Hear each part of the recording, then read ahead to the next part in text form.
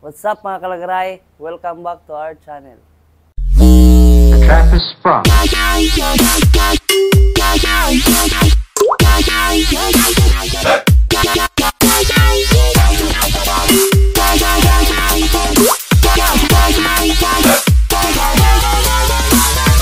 Hello mga kalagarahe! Happy New Year! For today's video is feature tayo ng gawa natin for the year of 2024. So this is the first build for this year. And napakaangas tol, napakaangas, yeah. So ito yung ginawa nating cafe racer. So first off, ang client natin is actually nasa US. Pero, pauwi siya ng Cebu. So, ang ginawa namin, kami na nag-provide ng base bike. So, brand new yun under his name. From then on, nag-usap kami ni sir kung ano yung gusto niyang build na mangyari sa motor niya. And so far, nagustuhan niya yung mga previous na gawa nating cafe racer na Honda TMX 150 Supremo or Honda GL 150. So, ito yung build na gusto niya. So, pagkatapos nito, after this vlog, papaship na namin to Cebu City. So, yeah. Feature na natin tong gawa natin. And we hope you guys like this build. So, start off tayo dito sa headlight. So, this is the headlight. Yung favorite natin.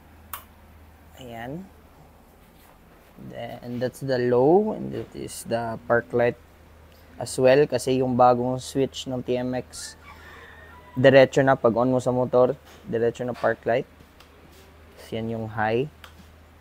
Tapos itong favorite natin na signal lights. Yan, mini turn signal lights. Ayan. Then dito tayo sa speedometer. Digital po. Ito yung bago naming kinakabit na na digital speedometer ngayon. And then clip-on handlebar. And then, itong grip para maiba naman, hindi na yung diamond. And then, bar and side mirror, yung favorite natin. Dito tayo sa tangke. So, ayan. Universal gas tank yan. And then, the seat with detachable cowling as requested ni sir. So, papakita namin to sa inyo. Check nyo lang yung previous na videos natin kung paano to dinidetach. So, it's a detachable cowl. So, pwede 2-seater. Ayan. And then, balik tayo sa harapan. Ang ginamit natin is inverted fork. Ayan. Para to give it a fatter look. Ayan, diba? Then, converted na rin sa disc brake. Then, custom na aluminum fenders. Harap at likuran. And custom bracket. And, brake niya dito sa harapan is Nissin. Genuine Nissin set. Pati yung brake master niya. Nissin yung brand. SPD rim 17. Nandito sa engine, actually maganda yung stock ng TMX Supremo ngayon kasi black na yung sa side. So etong sa itaas, ito yung pinowder coat na natin to give it that attractive look.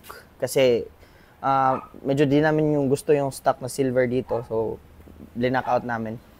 And then dito naman sa muffler, ayan, as you can see, di na kami nagta-thermal wrap ng black. Kasi ang nangyayari sa thermal wrap na black is nagfa-fade siya. So, yung brown lang ginagamit natin. And for this build, hindi naman bagay yung brown. So, ang ginawa natin, pinowder coat natin ng high temperature na powder coat. Ayan. So, hindi nasusunog yan. Sa bullet pipe naman, version 2, bullet pipe. And then dito sa shifter, Racing Boy na pang Raider. Yan, sa mga nagtatanong. Racing Boy, pati yung brake master. Sa likuran naman, yan, converted na natin to disc brake. Pang sniper yung gamit natin lahat. And Nissin pa rin yung brake caliper na ginamit natin. 130 yung tire. 17s. Yan. Nandito, converted to monoshock na yung stock swing arm. And sa mga naghahanap ng battery, ito yung battery mga kalagaray. Lahat ng Supremo na ginagawa namin, dito namin nilalagay. Safe naman siya, proven and tested. Sa personal bike ko na 2 years old na, dyan namin nilagay. Walang problema so far, wala talaga, pati hindi rin siya nagde-drain. No problems at all. So, dyan namin nilalagay yung battery namin. Then, sa carburetor, graded na rin to racing carburetor, Nibi. Ayan, with mushroom filter. And then dito naman sa rear part ng frame, minodify na natin and custom na. So, we used 1/2 na BI steel.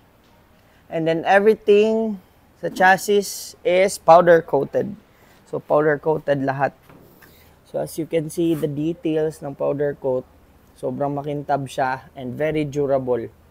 So, yan yung isa sa makukuha yung perks pag sa amin kayo nagpapabuild. Kasi yung chassis natin is pinapa-powder coat. Pinapowder coat namin. So, meron tayong oven dito. Yan. Yan yung oven. Meron din tayong sandblasting. Ayan. Sa request ni sir, ayaw niya mag-change color. So, we achieve this like dark cola red. Hindi rin siya candy tone, pero parang middle ng candy tone red and cola red na pagka-red ito.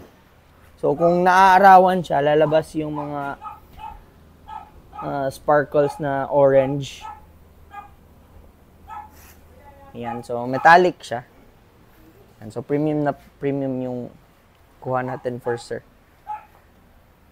Yan. Yan yung top view. So, yan yung look. Dito tayo sa sound check. Ito yung susian. Andyan na. Start natin. So, yan yung tunog na open yung version 2 bullet pipe. So, lagay natin yung mic dito para mas marinig dito.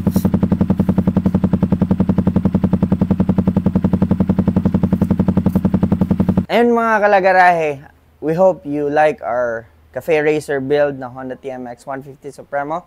So don't forget to like this video and all our other videos. Please comment, share, and sa mga nagsubaybay sa ating mga videos since the very start, thank you. So this is another year and we hope na may maipakita pa kaming mga malulupit na mga builds sa inyo this year. So, ayun, please visit our Facebook page at Lagarahe Motorcycles Classic Custom Motorcycle Club. And, dun po kayo mag-PM. So, dun tayo mag-usap. And thank you. So, let's go.